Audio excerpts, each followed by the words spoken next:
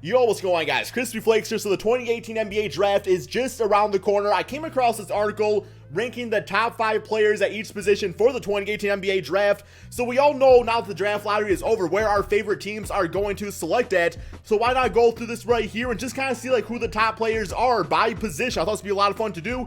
If you guys enjoy this type of video, be sure to drop a like on it. It really does help to support the channel. This is an article by Lee Stevens right here.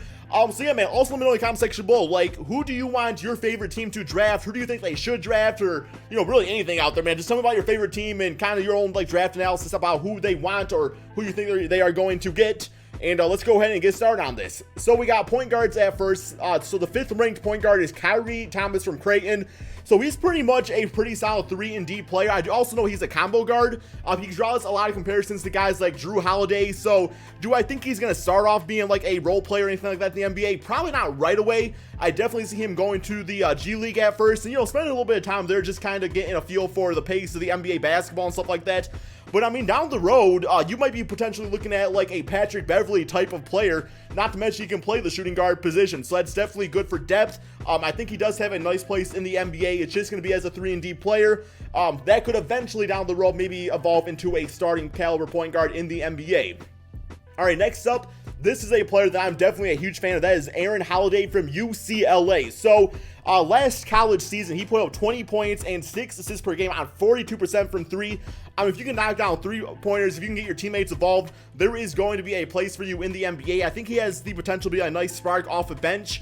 You know, going forward the NBA, I know personally I want to see him go to a team like the Utah Jazz because, you know, Ricky Rubio at times can be streaky offensively. Dante Exum and Rubio both have injury issues, so I think he would provide them some nice depth right there. So Aaron Holliday, the 4th best ranked point guard in this draft class. Next up, we got Shai Gilgeous-Alexander from Kentucky, and this is another player that I think is going to be pretty solid. Because, like, not only is he pretty good when it comes to, like, court vision and scoring the basketball, averaged, like, 14 points, 5 assists, and 4 rebounds last college season, but he's also 6'6". When it comes to the NBA, it's definitely starting to, you know, kind of teeter towards the direction of really physical, just like really tall point guards and stuff like that, man. Like your Ben Simmons of the world, Giannis, who's not really a point guard, but can handle the basketball like a point guard. LeBron James plays like a point guard himself. You got Luka Doncic who's going to be drafted. He's like 6'8", 6'8" point guard himself too. So yeah, man, I think this guy is going to be pretty solid. Maybe like I don't know, man. You want to? I hate doing like the Sean Livingston comparison, like just because he's tall, because I don't really know how he is as a 3-point shooter, man. So that's gonna be kind of interesting to see. It says that he's, I guess, he played like Dylan Brooks. Okay, so Dylan Brooks is a small forward for the Memphis Grizzlies. We'll see how this guy does, man. I don't really know how he is as far as a 3-point shooter, though. You guys gotta let me know that in the comment section below. Next up, we have Cowan Sexton from Alabama. So Cowan Sexton, this man is just a baller, dude. Like this dude, he's a freaking beast, man. That one game where he played like 3-on-5 basketball was absolutely crazy to watch. I still find myself watching that every now and then just because like it was just so much fun to watch, man. So it looks like he's drawing comparisons to Eric Bledsoe for his combination and drive and slash transition. He's 6'2". I think he shot like 33% from 3 on his college season in his one and done season at Alabama. So that's definitely something you need to improve on because see, the best thing, man, is like the dude is so athletic and stuff like that. He's going to be able to get to the basket and draw fouls and things along those lines. It's just, you know, for him to really meet his optimal potential, he needs to be able to hit that 3-pointer, guys. That's just the direction the NBA is going these days. So I will say, if he just is like a decent scorer, like can't really shoot threes, something like that, I probably see him as a really solid like backup point guard in the NBA future. But if he can combine some of those other like extra things he needs to work on going forward, he could probably be a starting point guard, no doubt, guys. I really don't know the ideal team for him as of right now. I know I was talking about him going to the Philadelphia 76ers just because like that would allow them to trade Markelle Fultz. A lot of people did not really like that, but I don't know, man. I think he will find a nice little home somewhere in the NBA. And finally, guys, for the point guards, we do have Trae Young. So do you guys think that Trae Young is the best point guard listed in this NBA draft class, or do you think he's the most hyped player? I will say, from a skill standpoint, the things we actually saw him do in the college scenario, he looked like the best point guard. But if that, we really have to see if that is going to translate to the actual NBA game. I mean, guys, I try to avoid this comparison also, but everybody says Stefan Curry, and I really do think it's that case. But the thing about it is that when Stephen Curry came out of college, a lot of people thought he was not going to translate nicely to the NBA. It's different with Trae Young. He actually has hype on his name, so I feel like the fact that Steph Curry was kind of slept on at times kind of helped motivate him going forward and stuff. But Trae Young, like, I don't want him going into the NBA feeling that he's just going to be, like, the best player on the court and be jacking up 30 shots a game and doing stuff like he did, you know, for Oklahoma. So, I think he has a lot of great potential. I'm going to love watching him play. I have him going to the Cleveland Cavaliers. But, yeah, man, Trae Young, the best ranked point guard. All right, next up, we have the shooting guard position. On Fernay Simmons from IMG Academy. So, he did not actually play college basketball. It says that he's kind of like one of those players that is stuck between either a point guard or a shooting guard. Now, he's listed as a shooting guard in this case, but I mean, the fact that he did not really play college ball, he's definitely going to spend some time in the G League. He's going to be a work in progress. I think eventually will be pretty solid. I read something about like his size and ball handling, says that he's a point guard, but his lack of assists says that he's more of a shooting guard. So the fact that he can handle the basketball, he can definitely play the shooting guard position, but you know, being 6'4", that is quite frankly short for a shooting guard in most cases. But then you look at guys like Lou Williams and Avery Bradley, who are around like between 6 foot to 6'4" based on what you're talking about. I think Dwayne Wade is 6'3", isn't he? So yeah, the 6'4" part, don't really like think too much into that. But I understand where they're coming from talking about that. All right, next up we got Gary Trent Jr. from Duke. This guy is pretty much just a catch and shoot player. Like, that's kind of like his thing out there. He's not really great at creating his own shots. So definitely one of those players that can come off an NBA bench. And, you know, just provide, like, a little bit of offense. Like I said, man, like, he's not going to be the guy you're going to run the offense through. Just the guy that sits on the three-point line or, you know, I mean, run off screens and stuff like that, too. Just cannot create his own shots, which is not really a bad thing. He's one of those glue guys that every single NBA team needs, so he'll be fine.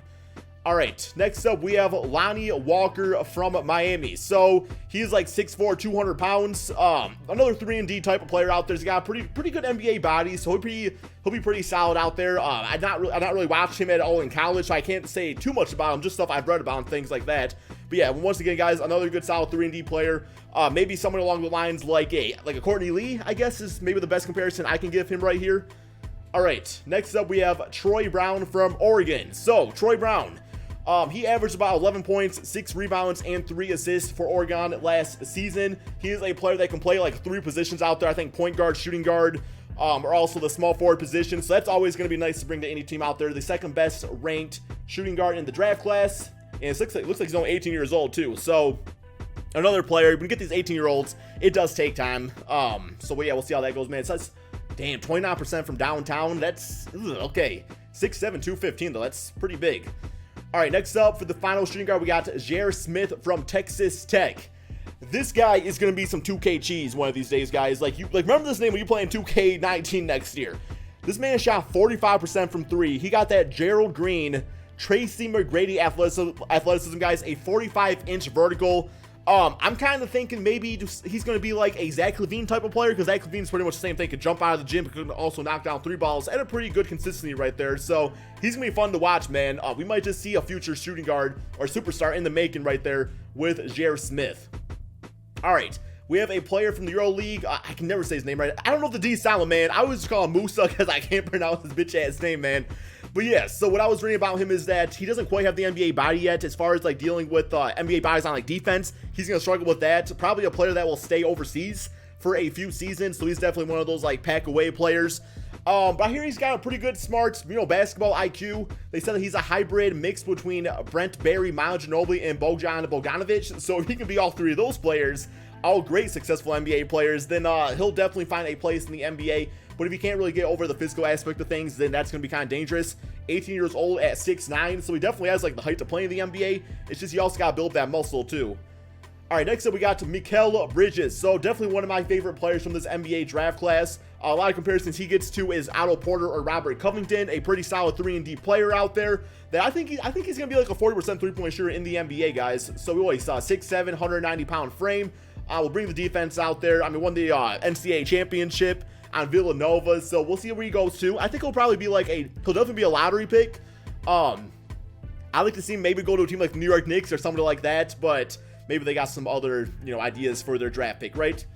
All right, next up we have Miles Bridges. He is going to be an interesting fit in the NBA because I really don't know what position he can play. In this case, he is listed at the small forward position. But he's like 6'6", 225, so definitely got to work on some physicalities out there. But he did put up like 18 points, 7 rebounds. I mean, he played for Tom Izzo, who's a great coach and definitely could have coached in the NBA, right?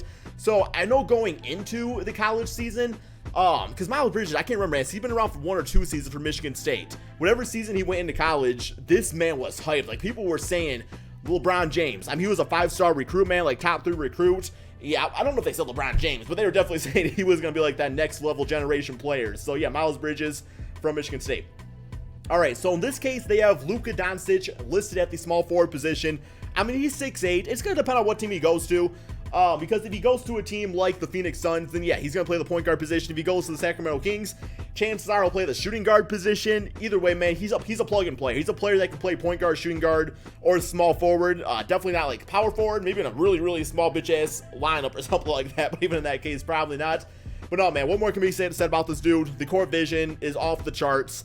He's a winner, so yeah, Luka Doncic listed as a small forward. I would probably say more of a shooting guard, but then again, it's not my thing here, right? All right, next up, we have Michael Porter Jr. And I'm going to say, man, I love this dude's confidence. I think this dude is going to be a star in the NBA because of his confidence. He went on the record to say that he is the best player in this draft. And some of that might come down to the fact that he was out for most of the college season, played like 3 games with Missouri. So he might be, using that to his advantage. So scouts are like, yo, like, that's kind of like what I'm doing right now, my man, saying like, I love the confidence, and they might draft him a bit higher, which is smart. It's a smart choice right there saying stuff like that, just because like you need to have that attitude going to an NBA team that you want to be the best player. I think he'll definitely be one of the best from this draft class. 6'10", can jump out of the building also. All right, for the power forward position, we have Moritz Wagner from Michigan. This dude is a beast, man. I watched a lot of Michigan Wolverine basketball. Can stretch the floor, and not to mention that, man, being like 6'10", 6'11", this dude is one hell of a rebounder. I think he actually set the record for the most rebounds in the NCAA championship game against Villanova. He had like 20 rebounds or something like that. Definitely a hard worker, hustle guy. Will never be a starter in the NBA. Definitely not a starter. But I can see him being like a good backup power forward in a lot of NBA teams. So we'll see how he does, going to the NBA. All right, we have Robert Williams for number 9, or the number 4th best listed power forward in the NBA. I'm very curious what he's all about, man. I'm seeing a little bit of Julius Randle when it comes to him. He is 6'9", like I said, plays the power forward position, but he's definitely not a stretch forward. He definitely plays more of a natural power forward where he likes to do his work from the inside, which could be kind of like, that might hurt him in the draft stock, because that's not really where the NBA is these days.